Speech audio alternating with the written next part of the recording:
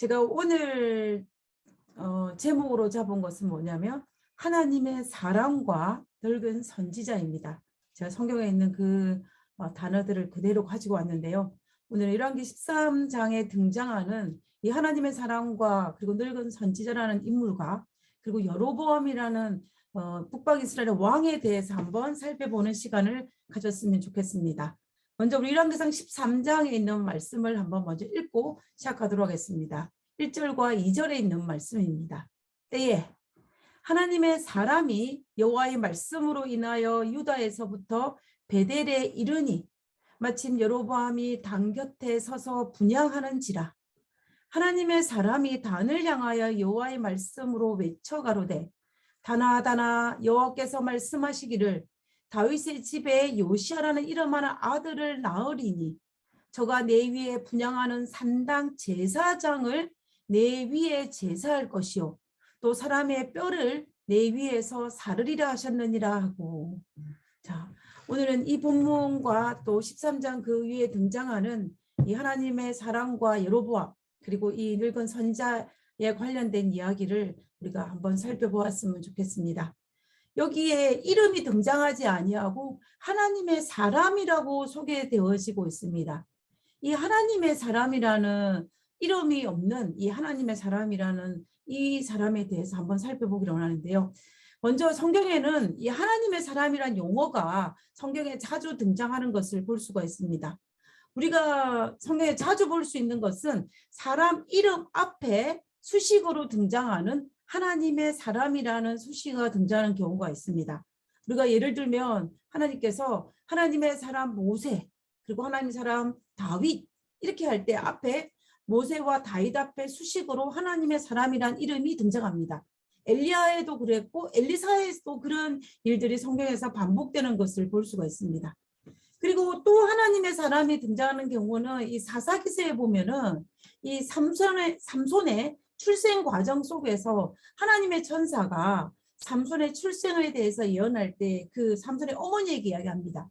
근데 그 어머니가 그 남편에게 하나님의 천사를 이야기할 때 뭐라고 이야기했냐면 하나님의 사람이라는 단어를 사용하는 것을 볼 수가 있어요. 그래서 그 천사를 가리켜서 하나님의 사람이라고 지칭할 때도 있다라는 것입니다. 그러면 이 열왕기상 13장 1절에 등장하는 이 하나님의 사람은 하나님의 천사를 의미하는 것도 아니고 그리고 앞에서 설명했던 것처럼 모세나 다윗에게 어떤 한 이름을 수식어로 등장하는 것도 아니고 여기에 등장하는 이 삼손은 이름이 없는 익명의 선지자를 지칭할 때 이 하나님의 선지자라는 하나님의 사람이라는 표현을 쓰기도 한다는 것입니다.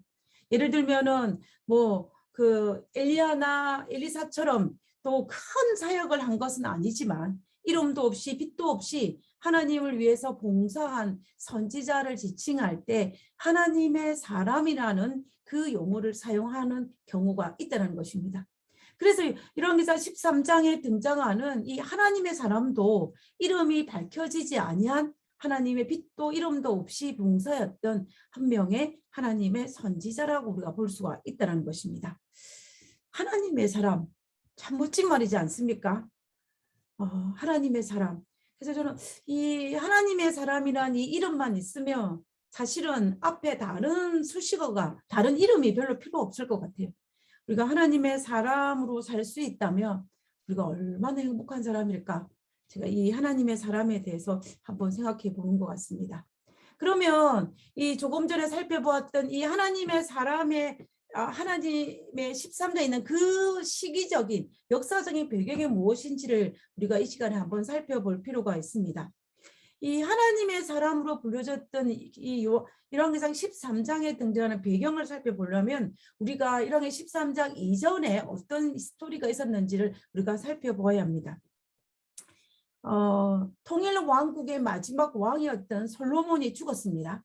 솔로몬이 죽고 난 다음에 솔로몬의 아들이었던 이 르호보암은 이 남방 유다의 왕이 되고 솔로몬의 신하였던 여로보암은 북방 이스라엘의 왕이 되었습니다.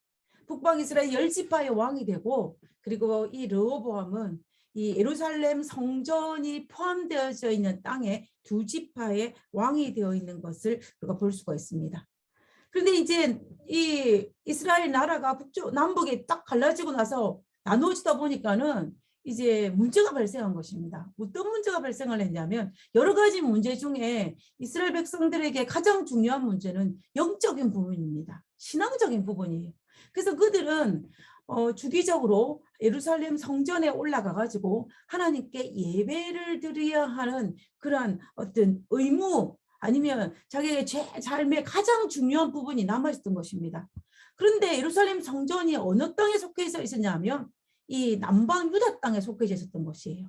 그러니까 남방 유다 백성이면은 상관이 없습니다. 자기가 속해져 있는 그곳에 가서 예배를 드리면 되는데 이 북방 이스라엘에 살고 있던 이 열지파 이스라엘 백성들도 이 성전에 예배 드리는 그것은 반드시 필요했기 때문입니다.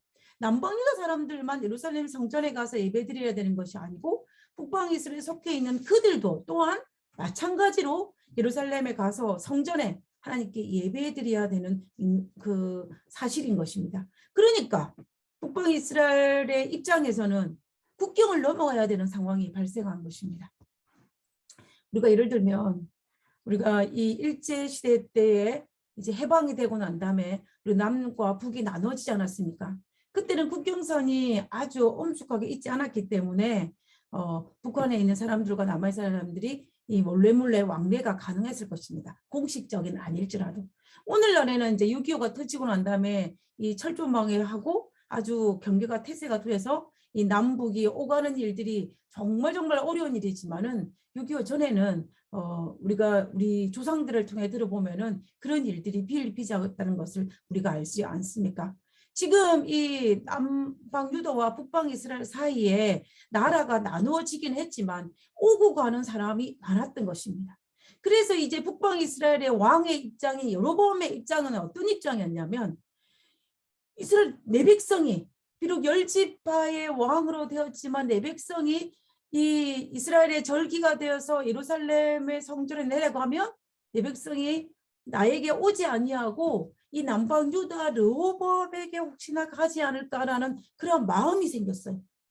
그렇게 하다 보니까는 어떻게 했냐면 이 르호보암이 방법으로 찾은 것이 뭐냐면 이 북방 이스라엘에 있는 사람들이 예루살렘에 내려가지 못하게 하기 위해서 이 저 북쪽에 단이라는 곳과 예루살렘 가까이에 베델이라는 곳에 무엇을 쓰자면 단을 쌓았습니다. 단을 쌓고 금송아지를 세워서 자기가 하나의 예배 장소를 정한 거예요. 예루살렘 하나님의 성전 외에 예배를 드릴 수 있는 제단을 쌓은 것입니다. 제단을 쌓아서 이제 8월 15일 날 날짜로 임의로 자기 마음대로 정하여서 북방 이스라엘에 살고 있는 모든 이스라엘 백성들을 다 불러 모아서 이 제단에 분양하는 그러한 일을 시도를 하려고 했습니다. 왜냐하면 자기 백성이 예루살렘으로 내려가지 못하게 하기 위해서. 그러므로 말미암아 우상 숭배가 시작이 된 것입니다. 그렇게 되니까 어떻게 됐습니까? 이 하나님을 유일하신 하나님을 섬겼던 많은 제사장 지파 사람들이 이제 아래쪽으로 남방 유다 쪽으로 종교적인 목적으로 이민을 내려오게 됐어요. 그러니까는 제사장들이 부족한 것입니다.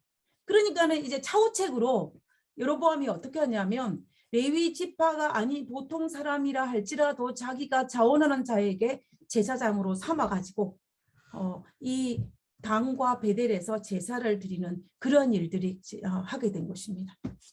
하나님 보시기에 굉장히 악한 행위가 시작이 된 것을 볼 수 있어요. 그래서 하나님께서는 이 로보암을 심판하기 위해서 남방 유다에 살고 있었던 이 유다 땅에 살고 있던 하나님의 사람이라고 불려지는 한 선지자를 급히 베델에, 이 베델이라는 곳이 어디입니까? 단이 있는 그 베델이라는 곳에 파송을 하게 됩니다. 이 베델에는 하나님의 사람이 도착하였을 때 그때 마침 누가 이스라엘의 왕이었던 여로보암이 분향을 드리고 있었어요. 그때 하나님의 사람은 하나님께 받은 사명대로 이제 경고를 합니다. 하나님의 사명을 전달하는 것입니다. 그것이 바로 2절입니다. 하나님의 사람이 제단이죠. 제단을 향하여 여호와의 말씀을 외쳐 가로되 다나 다나 그 제단을 보고 하는 이야기입니다. 제단아 제단아 여호와께서 말씀하시기를 다윗의 집에 요시아라는 이름 하나 아들을 낳으니 저가 요시아가 단이죠. 단위에 분양하는 산당 제사장. 그럼 이 제사장은 누굽니까? 제사장이에요. 한마디로 말하면 이방 제사장이라고 볼 수 있죠. 제사장을 내 단 위에 제사할 것이요 또 사람의 뼈를 내 단 위에 사르리라 하셨느니라 하고, 지금 이 일이 이것을 선포하고 있는 것입니다. 여기에서 등장하는 이 제단은 무엇을 지칭하는지 우리가 한번 생각해 볼 필요가 있습니다. 제단의 역할이 어떤 역할을 합니까? 제단이라는 것은 우리가 하나님께 제사 드릴 때 그 제단의 모습을 상상을 해보면, 제단이라는 것은 양을 잡아서 피를 흘리는 곳이며, 양이 피를 흘리면 어떻게 됩니까? 죄사함을 받습니다. 그러니까 제단이라는 것은 굉장히 거룩한 곳이에요. 그리고 우리가 모세오경에 보면은 하나님께서 어떤 말씀을 하셨냐면, 시체를 만진 자는 부정한 사람이기 때문에 성막에서 끊어진다라고 했습니다. 그리고 또 성막에서 끊어진 것 동시에 이스라엘 백성 중에 끊어진다는 표현이 있어요. 그런데 지금 하나님의 사람이 와서 이 금송아지에게 드리는 그 제단에게 이야기가 뭐냐면, 그들의 제사장을 어떻게 할 것이고, 제사장을 제사할 것이고 죽인다는 이야기죠. 그다음에 사람의 뼈를 그 단위에 뿌린다는 것은 제단을 모욕하는 것입니다. 특별히 죽은 사람의 뼈를 그 제단에 뿌린다는 것은 성전에 대한 극도의 경멸감을 표현하는 그 표현이 바로 이 표현인 것입니다. 결과적으로 하나님의 사람이 북방 이스라엘의 베델과 단에 드렸던 이 우상을 섬기는 제단을 모욕하고 또 경멸하는 그러한 것을 한 것입니다.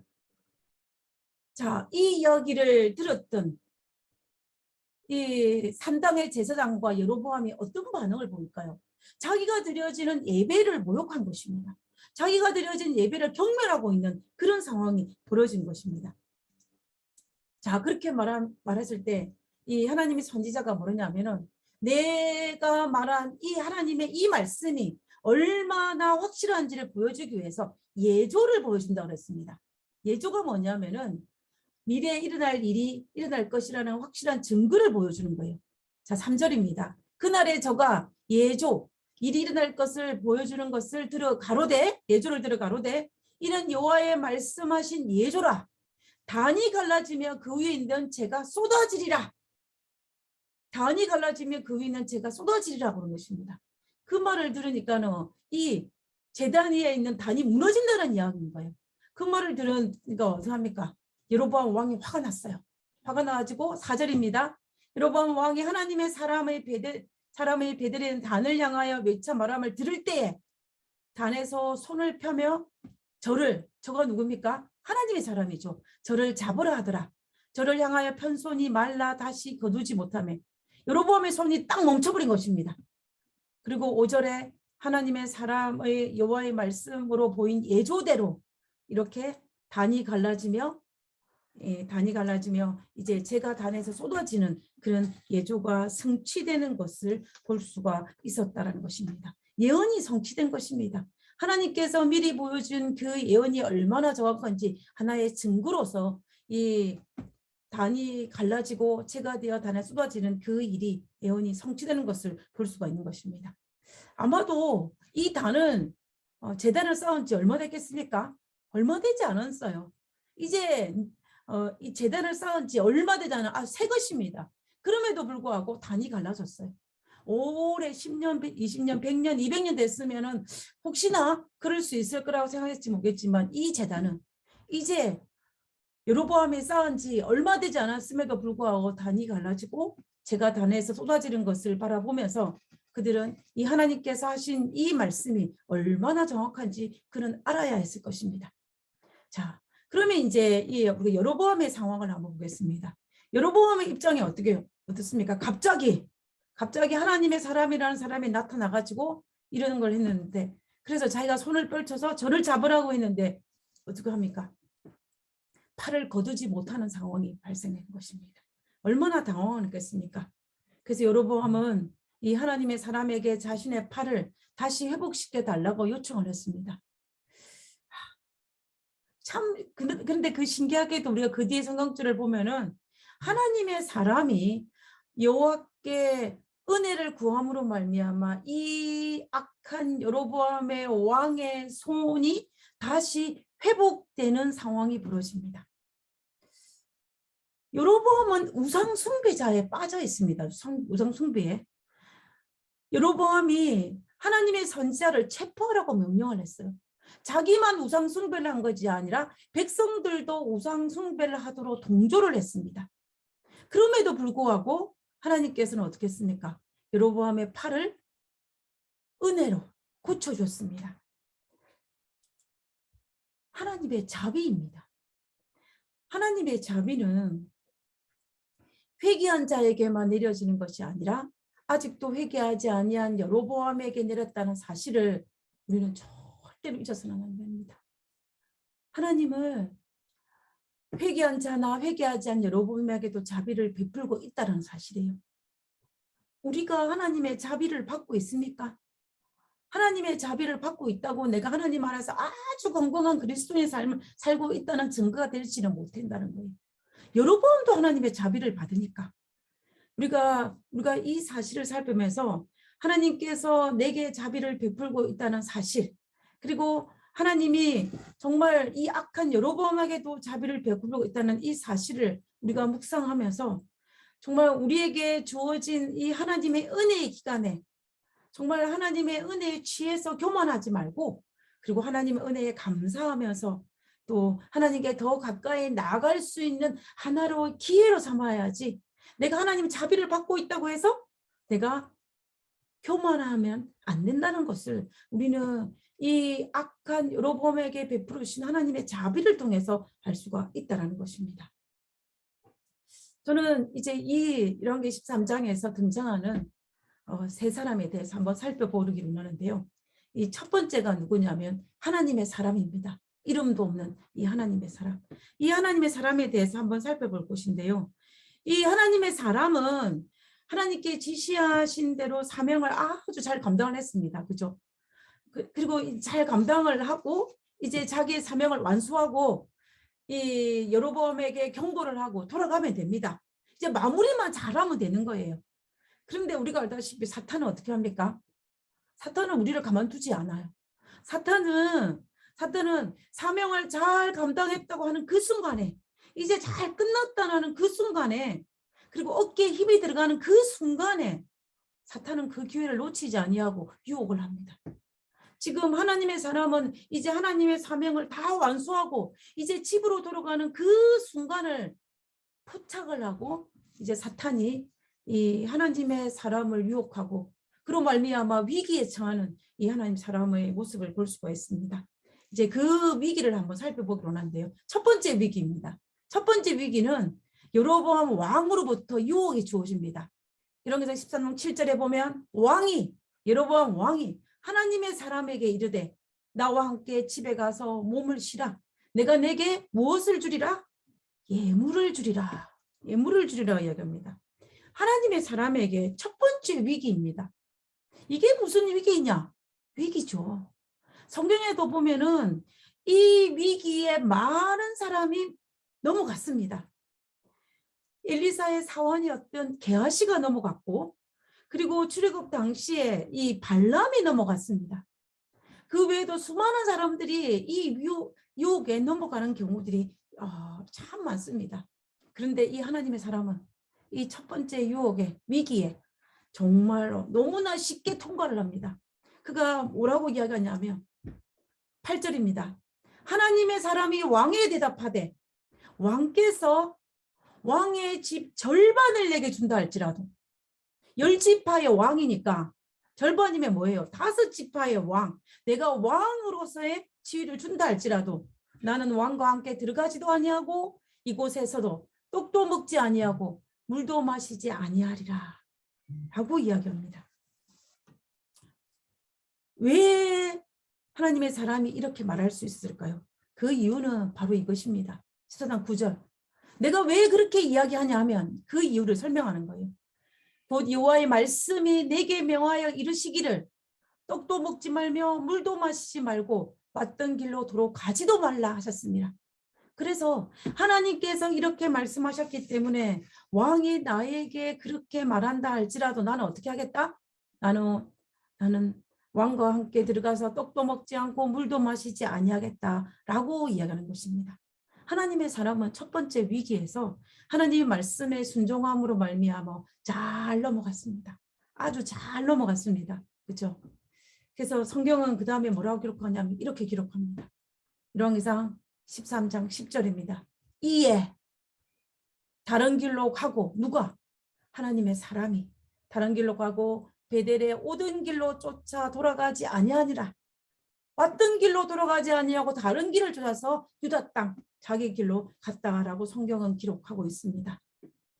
하나님의 사람으로 불린 이 익명의 선지자, 그런 하나님의 말씀을 가지고 두려워할 수 있는 상황이었지만 이 왕 앞에 담대히 하나님 말씀을 전달하였고, 그리고 하나님 말씀에 순종하여 이제 자기에게 고향 유다 땅으로 해서 열심히 가고 있는 모습입니다. 이 하나님의 사람에 대한 이야기가 이 열왕기상 13장 10절에 끝났으면 얼마나 좋겠습니까? 그럼 해피엔딩입니다. 해피엔딩이에요. 여기에서 끝나야 됩니다.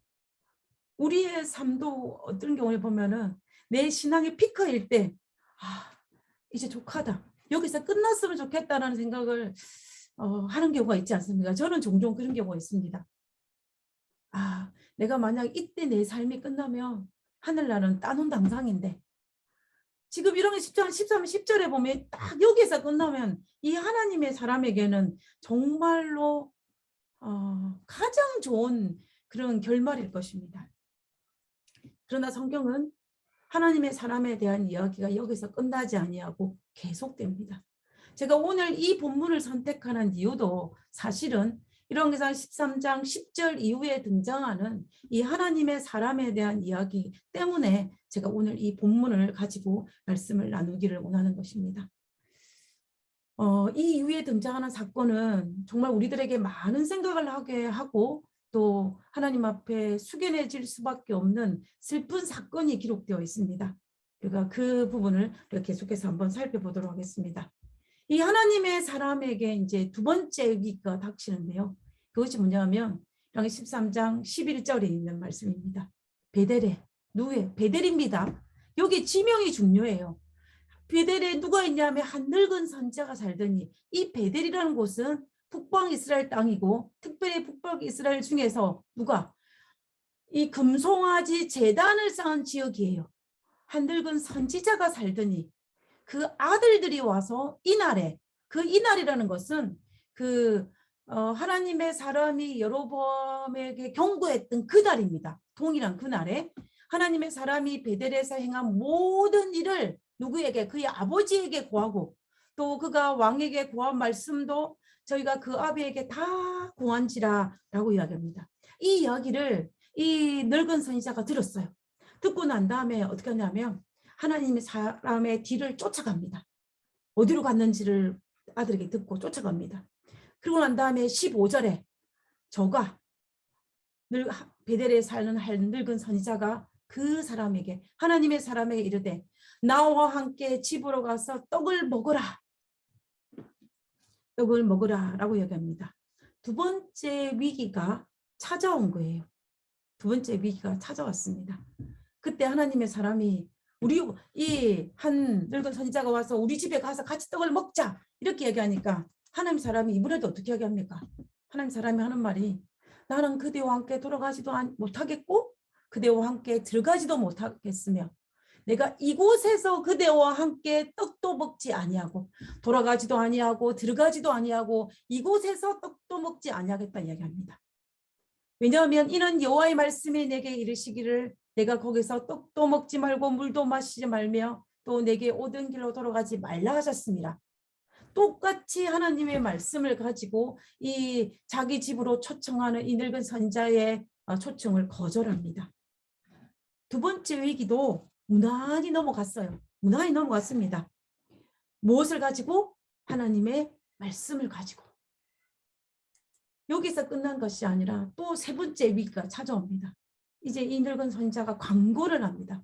18절이에요. 거절을 하자 뭐라고 하냐면 나도 그대 누굽니까? 하나님의 사람 그대와 같은 선지자라. 천사가 여호와의 말씀으로 내게 이르기를 여호와의 말씀으로 어젯밤에 여호와의 천사가 여호와의 말씀으로 내게 이르기를 그를 하나님의 사람을 내 집으로 데리고 돌아가서 그에게 떡을 먹이고 물을 마시우라 하였으니 이는 이렇게 말하면서 자기 집에 가자라고 이야기하는 거예요. 그래서 성경은 뭐라고 하십니까? 이는 그 사람을 속이니라. 그런데 그 사실을 누구는 몰라요. 하나님의 사람은 이 늙은 선자가 자기를 속이는지 속이지 않는지를 몰랐다라는 거예요. 몰랐다는 것입니다. 자, 이렇게 되니까는 이 하나님의 사람이 어떻게 하는지 그 반응입니다. 그 반응이 뭐냐면 19절에 이에 그 사람이 하나님의 사람이 저와 함께 돌아가서 그 집에서 떡을 먹으며 물을 마시니라. 팩트는 늙은 선자는 하나님의 사람을 속였고 하나님의 사람은 속아 넘어갔습니다. 자, 그러면 이 사실 앞에서 도대체 무엇이 문제인지 한번 생각해 볼 필요가 있다는 거예요. 도대체 이 늙은 선지자는 정체가 도대체 누구이며 왜 하나님의 사람은 속임을 당했을까? 그리고 왜 하나님의 선지자를 이 늙은 선지자가 속였을까라는 그 문제가 우리에게 닥치는 것입니다. 만약에 하나님의 사람의 입장이라면 속아 넘어가지 않을 자신이 있으십니까?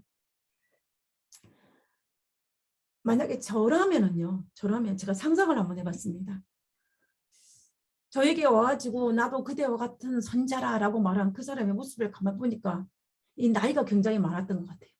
그러니까 보니까 아주 연륜이 있어 보이고 중후한 모습을 하고 있는 사람이 와가지고 나에게 나도 그대와 같은 선지자라고 자신을 소개하니까 어때요? 갑자기 신뢰심이 막 생겼을 것 같아요. 저 같으면. 그러면서 또 거기에다가 뭐라고 하냐면 어젯밤에 하나님의 천사가 나타나서 하나님 말씀을 나에게 전달해 줬는데 내가 배고픈 너를 집으로 데리고 가지고 떡도 먹이고 물도 마시라고 했다 라고 말을 하니까 그 말씀을 믿고 싶은 마음이 간절했을 것 같아요. 믿어질 것 같아요. 그 말이 신뢰가 되어지고 믿어질 것 같습니다. 그리고 특별히 지금 이 하나님의 사람의 몸 상태는 어때요? 몸 상태는 지금 이 하나님의 사람이 배가 고팠을까요? 아니면 배가 고프지 않았을까요? 목이 말랐을까요? 아니면 목이 마르지 않았을까요? 우리가 성경에는 기록되어 있지 않지만 우리가 짐작하건대 유다에서 가까이 있는 베델이라 할지라도 그 위를 올라갔고 그리고 물도 먹지 않고 떡도 먹지 않은 상태에서 경고를 하고 긴장된 가운데 하나님의 메시지를 전달하고 바로 내려오는 중이에요. 아마 모르긴 몰라도 하루 종일 아무것도 먹지 않았을 것입니다. 아무것도 마시지도 않았을 거예요. 이런 상태이다 보니까 어떻게 했을까요? 배도 고프고 목도 말랐을 것입니다. 그런데 자기를 하나님의 선지자라고 소개하는 그가 자기 집에 가가지고 물도 먹고 떡도 먹고 하자고. 왜냐하면 하나님께서 천사를 통해 내게 말씀하셨다라고 그 이야기를 들었을 때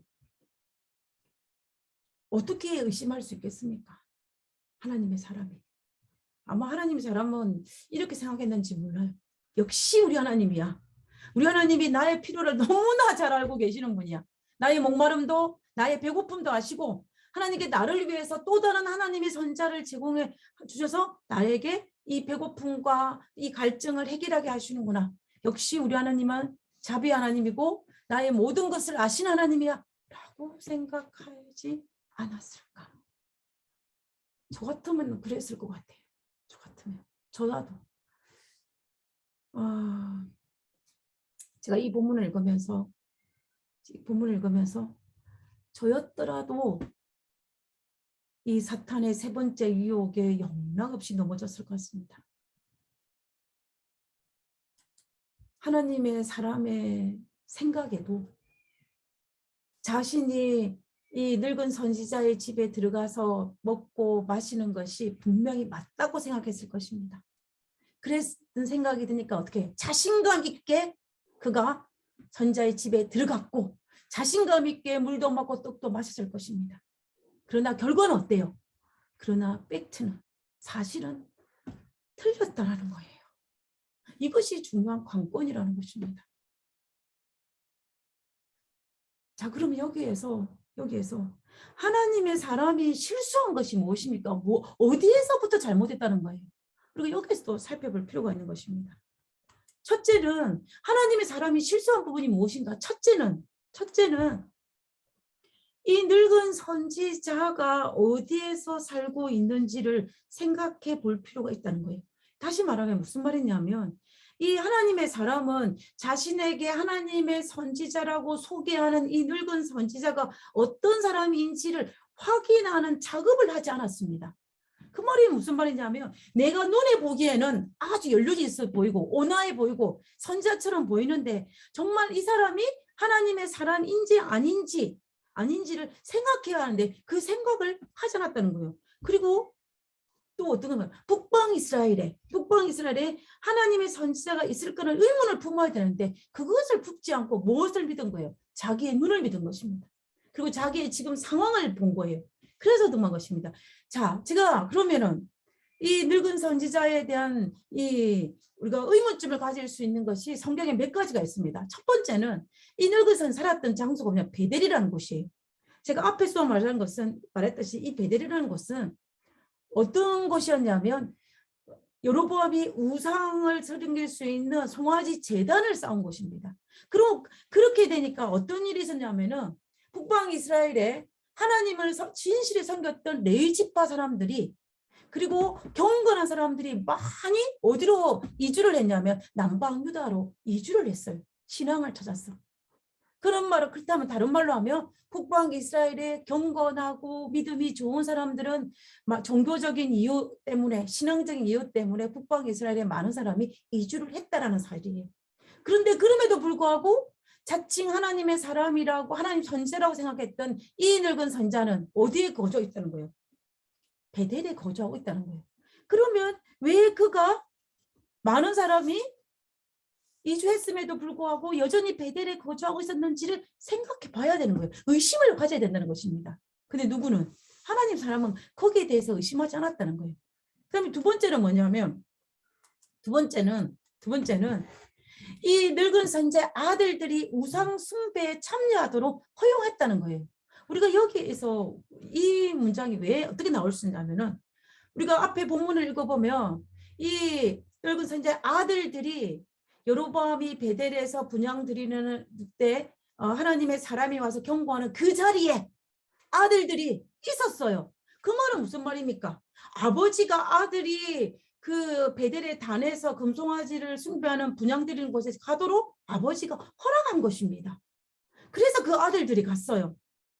그러면은 하나님의 선지자라고 말하는 이 선지자는 늙은 선지자는 자신의 아들이 자기는 가지 않았지만 누가 가도록 자기 아들들이 가도록 허락했다는 거예요. 우리가 이 사실을 누구는 하나님의 사람은 충분히 유추할 수 있는 상황인데 그것을 유추하지 않았다는 거예요. 다시 말하면 하나님 이 늙은 선지자라고 말하는 이 사람이 신앙이 어떤지 의심하지 않았다는 것입니다.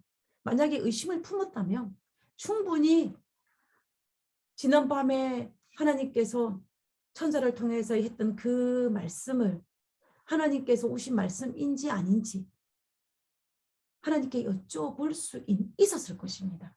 왜냐하면 하나님께 내게 주신 메시지와 또 이 늙은 선지자에게 준 메시지가 다르기 때문에 분명히 확인 작업을 할 수 있다는 거예요. 그런데 뭐 하지 않았다는 겁니까? 확인하지 않았다는 거예요. 그런 상황을 볼 때 이 하나님의 사람이 정말 이 광고하지 못함으로 말미암아 하나님의 사람이 이 부분에 대해서 늙은 선지자가 어떤 사람인지에 대해서 깊이 생각하지 않음으로 말미암아 정말 큰 실수를 범하고 만 것입니다. 사탄의 유혹에 넘어가고 말았다는 거예요. 하나님의 사람이 분명히 자신이 옳았다고 분명히 생각했을 것입니다. 포기해.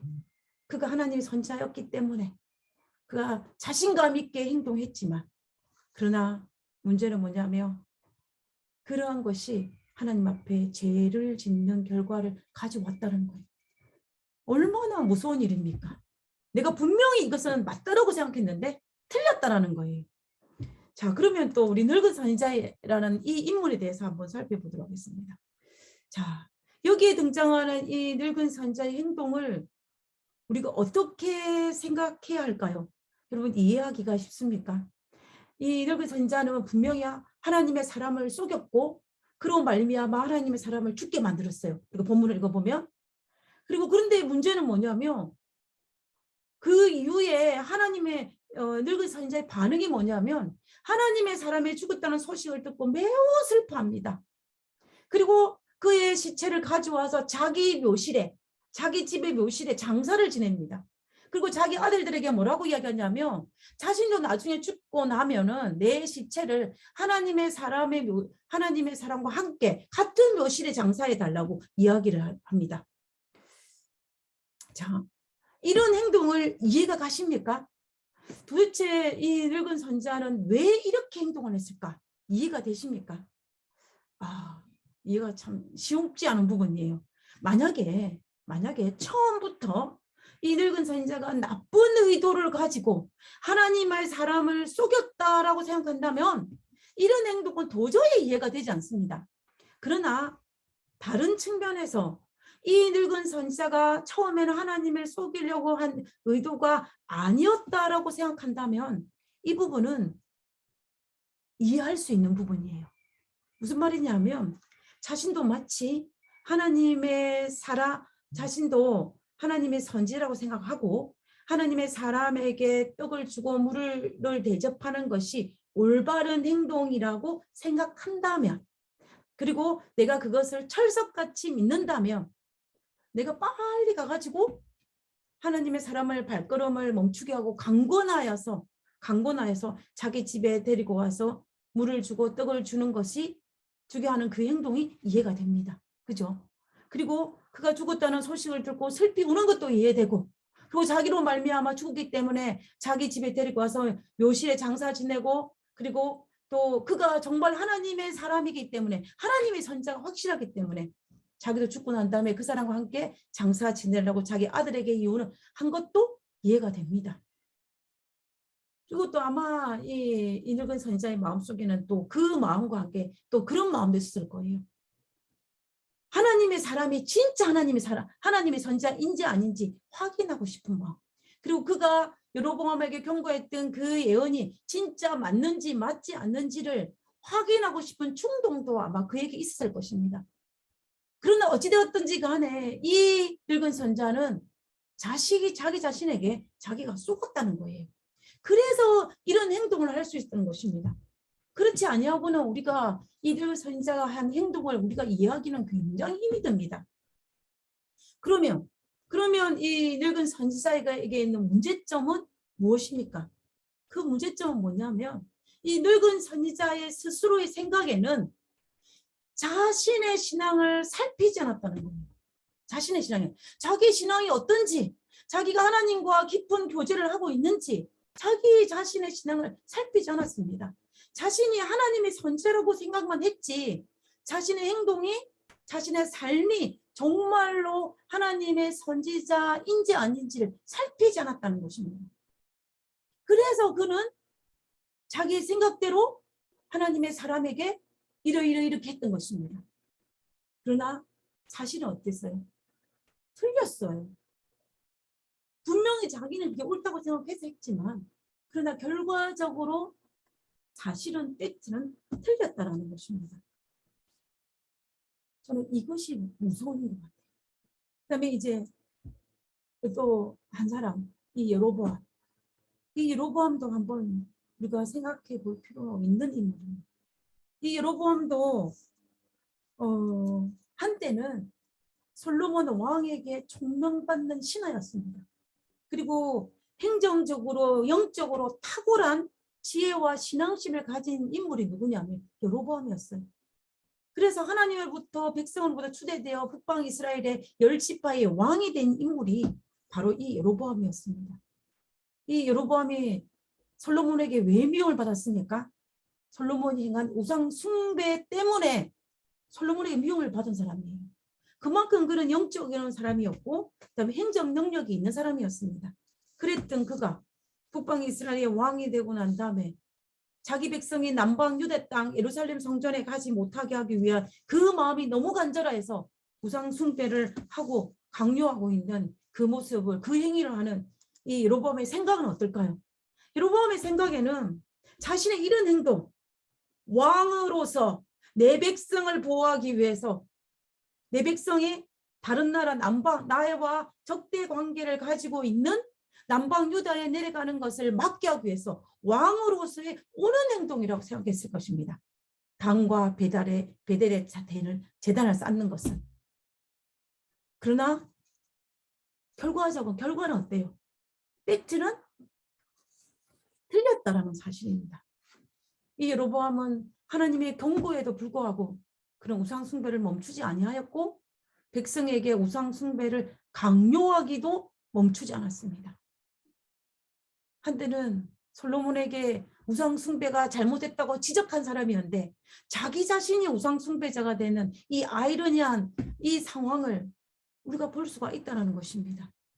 여로보암은 자기가 지금 왕으로서 아주 현명한 판단을 했다고 생각했을지 모르지만 그러나 사실은 틀렸다라는 거예요. 우리가 지금까지 살펴본 하나님의 사랑과 늙은 선지자와 여로보암이 등장하는 이 열왕기상 13장에 등장하는 이 세 사람의 공통점이 무엇입니까?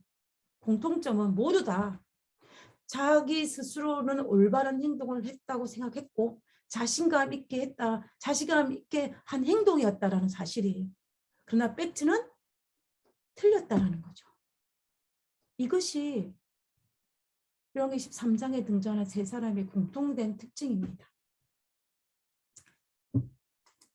우리가 요즘 세대, 2020년대 요즘 세대는 성격을 파악하기 위해서 성격 유형을 파악해서 MBTI라는 것을 조사를 한대요.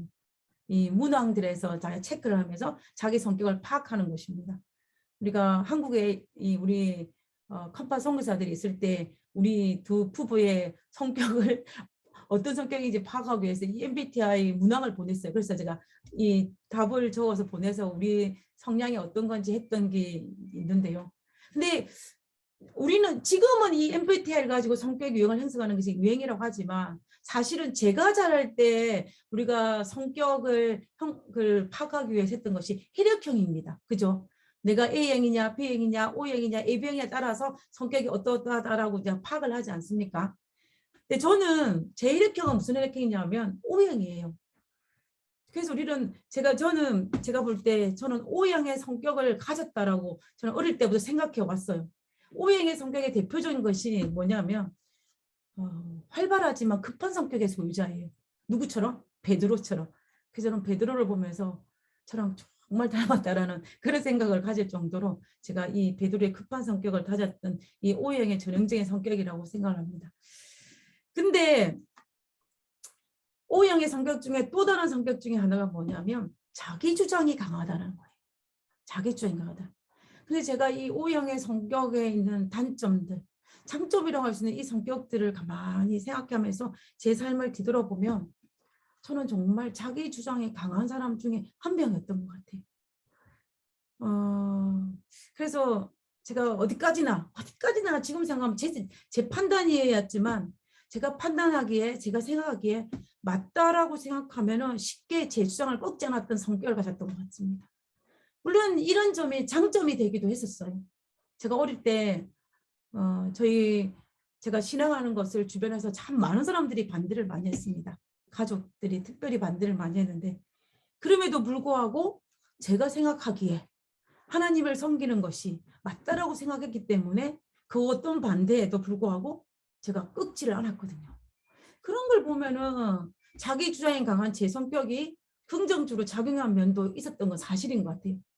그렇지만 반대로 제가 생각했던 것들이 옳다고 생각했더니 자기 주장이 강했던 그것이 정말로 나쁘게 작용했다는 것도 있었다라는 사실이에요. 그런데 문제는 세월이 지나고 말씀을 보면서 성경의 인물들을 보고 또 하나님 말씀을 보고 그리고 또 세상을 살아가면서 경험하면서 제가 정말로 제가 가지고 있던 이 성향을 생각할 때에 제 마음속에 가장 많이 생각하는 게 뭐냐면 내가 옳지 않을 수도 있다는 생각을 자주 한다는 거예요. 내가 옳지 않을 수도 있다는 거. 나도 틀릴 수가 있다. 내가 지금 분명히 맞다라고 자기 주장이 강하게 펼쳤지만 이것이 틀릴 수도 있다는 그런 생각을 자주 의도적으로 반복한다는 것입니다. 성경에 기록된 수많은 사건들을 보면서 분명히 옳다라고 생각했는데 그것이 틀린 경우들이 너무 많이 있어요. 그리고 성경 보면 이 우리가 출애굽 과정 속에서 코라와 나단의 반응을 보십시오. 코라는 분명히 자기 생각이 옳다라고 생각했습니다. 그러나 베트는 틀렸어요. 그뿐만 아니라 가룟 유다도 마찬가지입니다.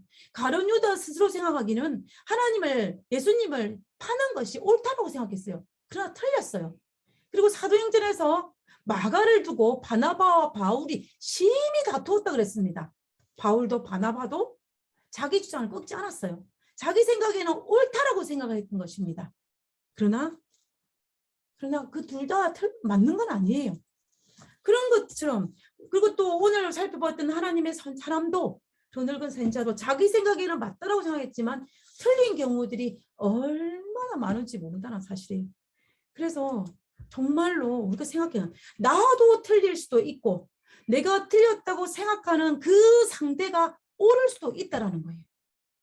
나는 안 틀리는 거, 나는 절대로 안 틀려. 아니라는 거예요. 나는 틀릴 수 있고 저 사람이 틀렸어. 아니, 오히려 그 사람이 맞을 수도 있다는 것입니다. 제가 이런 생각을 자주 많이 반복하여 생각합니다. 아니, 생각하려고 노력하고 있어요. 왜냐하면 제가 그렇게 하지 아니하면 나도 모르게 제가 죄께에 넘어질까 두렵기 때문입니다. 하나님의 사람도 자기께에 넘어갔어요. 늙은 선지자도 자기께에 넘어갔습니다. 여로보암도 자기께에 넘어갔습니다. 그리고 앞에 봐도 성경의 수많은 사람들도 자기께에 넘어감으로 말미암아 하나님 앞에 죄를 짓는 경우들이 많이 있다는 거예요. 제가 이 생각을 하게 되면 제 마음이 굉장히 무겁습니다. 여러분은 자기 자신에 대해서 얼마나 잘 알고 계십니까? 자기 자신이 정말 지금 잘하고 있다라고 생각하십니까? 아니면 내가 정말 올바르게 살고 있나 라는 의문을 가지고 계십니까? 이런 주제를 가지면 마음이 무겁죠. 저는 사실 개인적으로 마음이 굉장히 무겁습니다. 그러면 자신감을 상실하게 돼요. 그죠? 자신감을 상실하게 되고 뭐 할 때 과감하게 못하는 그런 것도 있고 또 반면에 어떨 경우에는 우리의 마음이 주눅이 들 때가 있습니다. 그러나 그럴 필요는 없어요. 주눅이 들 필요는 없어요. 왜냐하면 하나님께서는 여전히 우리에게 무엇을? 자비를 베풀고 있다는 사실이에요. 그리고 1왕기상 13장에 오늘 본문에서 본 것처럼 비록 금송아지 제단에 분향하는 여로보암이라 할지라도 하나님께서는 그에게 뭘 베풀으셨냐면 자비를 베풀으셨다는 거예요. 하나님은 여전히 우리에게도 자비를 베풀으신다는 것입니다. 내가 틀렸다 할지라도 내가 어리석은 생각을 했다 할지라도 하나님은 나에게 자비를 베풀어 주고 있다는 사실이에요. 하나님 사람이 이 늙은 선지자의 집에서 물도 먹고 밥을 먹고 돌아왔을 때 그가 어떤 생각을 했을까요? 회개했을 것입니다. 그죠? 그는 비록 죽음을 맞이했지만 그는 하늘나라를 보상을 받았다라고 생각해요. 보상을 받을 것입니다. 우리가 이런 것들을 살펴볼 때 내가 비록 실수한다 할지라도 하나님의 자비는 여전히 우리에게 쏟아지고 있기 때문에 우리가 만약에 생명이 있는 한 예수님께서 아직도 지성소에서 나오지 않은 이상 재림하지 않은 이상 우리에게는 기회가 있고 여전히 하나님의 자비와 은혜가 우리에게 쏟아지고 있다는 사실입니다. 그러므로 우리는 정말 우리가 이 사실을 깊이 묵상하면서 우리가 나도 틀릴 수 있다. 틀렸다고 생각하는 그 상대가 맞을 수도 있다는 그런 현실이 우리의 삶에 있지만은 우리는 하나님의 자비와 은혜를 기억하면서 용기를 가지고 다시 일어나야 할 것이며 정말 날마다 나를 살피고 말씀을 가지고 점검하는 그런 삶을 살지 아니하면 우리가 쉽게 넘어질 수 있다라는 거예요. 그러므로 우리 모두는 하나님의 말씀을 가지고 나를 살피고 그리고 언제든지 내가 틀릴 수 있다라는 생각 그리고 상대방이 오히려 맞을 수 있다는 생각을 가지면서 하나님께 나아간다면 우리는 여전히 우리에게 쏟아 부어지는 하나님의 은혜와 자비로 인하여 하나님의 사랑받는 그러한 자녀의 삶을 살 수 있을 것입니다. 우리 모두 그러한 삶을 살게 되기를 간절히 바라면서 오늘 말씀을 마치도록 하겠습니다. 찬미 부르고 기도하고 마치겠습니다.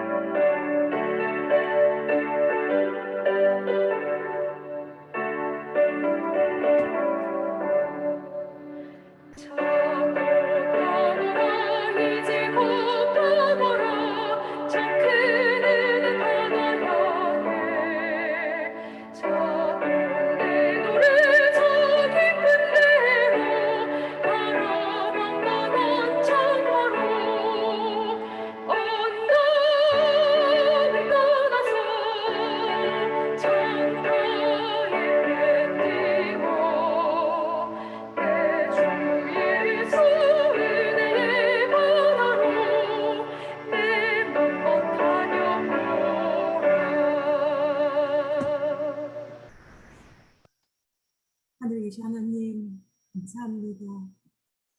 저희들에게 여전히 은혜와 자비를 베풀어 주신 하나님의 사랑으로 인해 감사합니다. 아버지, 우리에게 시간이 있을 때 날마다 하나님께로 들어가게 하시고 내가 선자리에서 하나님께 돌이킬 수 있도록 아버지여 도와주시옵소서. 하나님, 우리에게 지혜를 허락하심으로 정말 인간의 생각이 아니라 내 생각이 아니라 끝까지 하나님의 말씀으로 판단하고 행동에 옮길 수 있는 사람들이 되어 주옵소서. 아버지, 우리가 당신의 자녀이오니 우리를 불쌍히 여겨주시고 우리 연약한 체질을 아시는 하나님께서 우리를 끝까지 붙들어 주실 것을 믿고 감사드리오며 이 시간에 머리 숙인 당신의 귀한 자녀들에게 하늘의 귀한 은총과 성령 하나님의 임재가 함께 임하여 주옵기를 간구하며 거룩하신 예수님의 이름으로 기도드렸습니다. 아멘.